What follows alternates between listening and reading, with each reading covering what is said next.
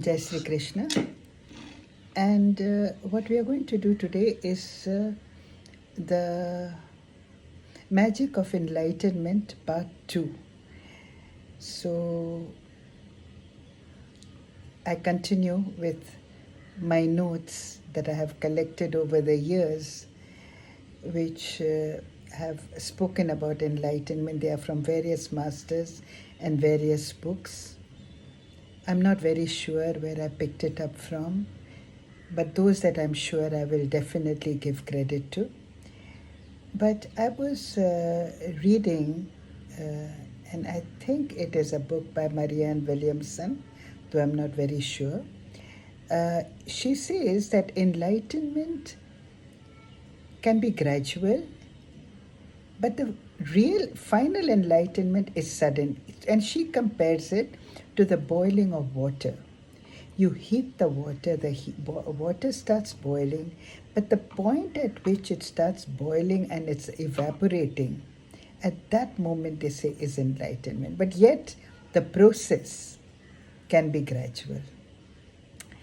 And I thought that was very beautiful. And now let me read again a poem which I'm told is by Khalil Gibran. I believe it's by Khalil Gibran. Khalil Gibran, I believe they call him. And this is what it says. It says, it's the river. It is said that before entering the sea, a river trembles with fear. She looks back at the path she has traveled, from the peaks of the mountains, the long winding road, crossing forests and villages. And in front of her, she sees an ocean so vast that to enter there seems to nothing more than to disappear forever. But there is no other way. The river cannot go back. The river needs to take the risk of entering the ocean. Only then will the fear disappear, because that is where the river will know it is not about disappearing into the ocean, but of becoming the ocean. And I think this is a beautiful thought, because people who take to spirituality and they keep telling you, you have to get rid of your ego, you have to get rid of your ego. There is the feeling that if I get enlightened, but then I will lose my individuality.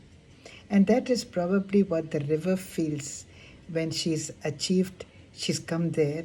But what actually she doesn't know is that there's no question of losing your individuality. You become the ocean. So I think it's such a beautiful thing to think about. And I would love to stop here, but let me just give you one more thought. And this is the emptiness of the Buddha. The self is only a stepping stone. Go beyond it. And it was a meditation that I read somewhere. And it tells you, close your eyes. Gather your energies within. Feel yourself frozen. Feel your center. That is the door that takes you beyond, where you know you are a Buddha. Be well acquainted with the space you are in.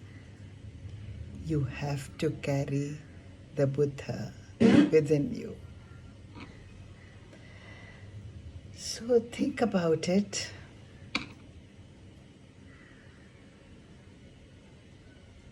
And let me read this last one before my 5 minutes are done. And it's a question and answer of Rabia. How is it possible that by a simple technique you can achieve enlightenment?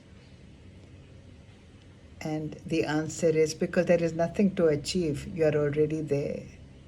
And Rabia said, none is sincere in his claim unless he forgets the blows of life as he beholds his Lord.